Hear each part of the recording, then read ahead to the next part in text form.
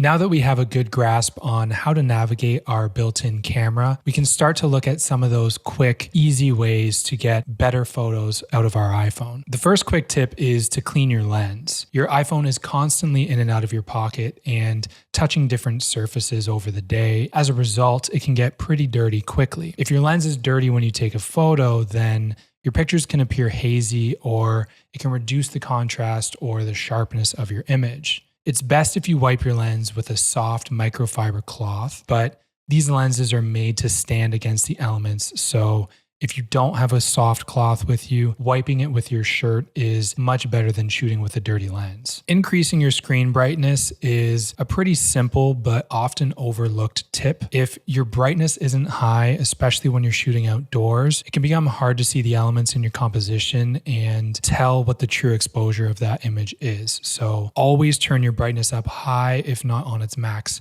setting. When you're taking photos with your iPhone, try to hold it like you would a camera. That should be firmly, securely, and concentrated. The iPhone is a lightweight camera system, but still, when holding your iPhone, you should bring your elbows into your body rather than having them out and loosey-goosey. Bringing them into your body is going to help you stabilize the iPhone a little bit more, and it should make for a more steady image. Also, be considerate of the tilt of your iPhone. Since iPhones are such lightweight and compact devices, it can be pretty easy to tilt off axis and have crooked horizons. This is where those grid lines that we turned on earlier really come in handy. You can use these lines to straighten out your horizons and verticals. Understanding and using this next tip is quickly going to set your iPhone photography apart from others. Photographers will typically expose for highlights or the brighter parts in an image. This usually results in a more cinematic image, and it's useful because it's much easier to lift detail in dark shadows when you're editing than it is to recover detail in bright highlights. So while photographers expose for these highlights to retain that detail, iPhone will generally expose for the shadow parts of the image. This can often lead to overexposed highlights with their automatic exposure. If you're shooting in Apple Pro RAW, you will have a little bit more leeway with editing exposure. With HEIF or JPEG images, it's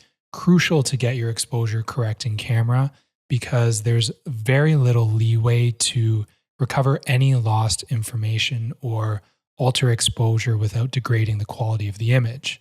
So when it comes to exposure, when you're taking photos, slow down and make sure that you're getting the right exposure in camera, and that'll make a big difference in the quality of your image. Because we're so used to using our phones in portrait mode, it's easy to forget to turn them landscape when we're taking photos. When you capture photos horizontally, you open up so many new possibilities for composition. Some subjects are going to be better photographed horizontally or vertically. As a rule of thumb, if your subject is tall, it might be best to shoot them vertically, and if they're wide, it might be best to shoot them horizontally. Sometimes when you shoot back and forth in landscape and portrait orientation, the iPhone can fail to rotate the image back into proper view. This can be easily corrected through the Photos app. Open up your image, tap Edit, tap the crop rotate icon in the bottom right corner.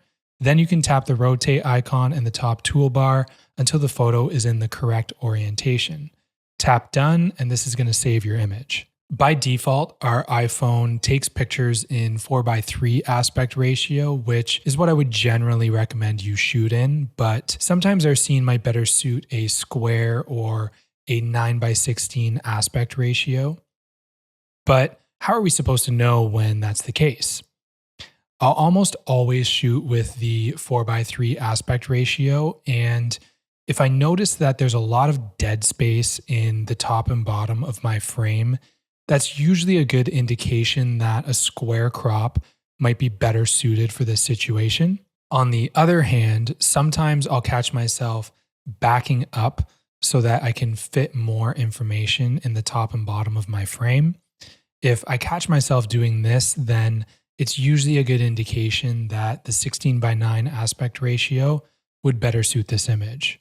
There are also certain uses that might dictate the right aspect ratio that you should shoot in. Instagram popularized the square format, although you can now post vertical images up to 4:5 and horizontal images up to 16:9. Generally, a square post or a slightly vertical 4:5 is going to be best for social media. If you're taking an image for a social media story, it's commonly going to be shared as a 9:16 or similar aspect ratio, so it would be good practice to compose your images in this aspect ratio. This is a blanketed and perhaps more personal tip. The portrait mode is the iPhone's answer to creating a shallow depth of field or a blurry background on its very small camera sensor. Unfortunately, I don't find the AI to work all that well.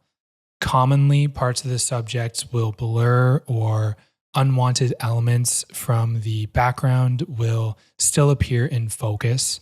I would much rather just work within the confines of the camera itself and avoid any AI processing that could potentially ruin a good moment. If you want an out of focus background with your iPhone, you can still achieve this by getting closer to your subject or increasing the distance between your subject and the background.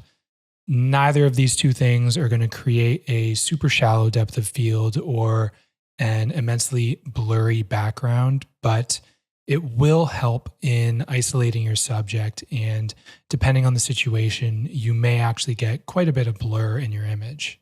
Sometimes the iPhone can have trouble selecting the right white balance automatically. This is true for any automatic white balance system, really. This can often happen when there's a lot of orange, blue, green, or magenta elements in an image. The camera can sometimes try to overcompensate for this and start to tint or color the image. If you run into this issue, this can easily be resolved by bringing a white object into the frame like a piece of paper, tapping and holding to AEAF lock, removing the white object, and then taking your image. The last tip of this section is for anyone that wants to take more control of their image exposure than what the iPhone camera natively offers. In the App Store, you can download an app called Lightroom Photo and Video Editor. And this app is powered by Adobe and extremely powerful. You will need to set up an account, but there are plenty of free tools to use in Lightroom without an Adobe subscription. One of these features is a full manual camera. Not only does it allow you to take control of your shutter speed, ISO, and white balance, but it also allows you to shoot in DNG or RAW image format. This will get rid of any additional processing that Apple uses for their default camera. That concludes the practical section of this course. These were some of the quick, easy ways to get good results out of your iPhone. In this next section, we're going to look at some of the more creative tips for taking better photos and what I consider to be the most effective to getting good photos out of your iPhone.